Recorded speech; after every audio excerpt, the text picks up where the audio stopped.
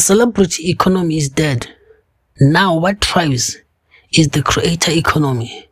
This is where musicians, comedians, actors, poets get to connect directly with their followers.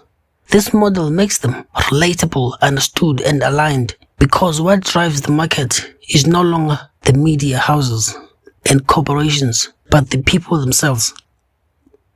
People get to decide their own star, savior, flop without the corporations pushing their narratives. It is war between followers, not marketing departments. That's why an artist like Tyler is loved by many while being cancelled by some.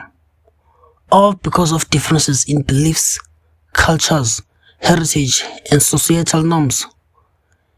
It is followers against followers. Many resonate with Tyler because she started as a normal girl creating content on YouTube and TikTok. She became a star in front of their eyes without losing her identity, which rubbed many people the wrong way.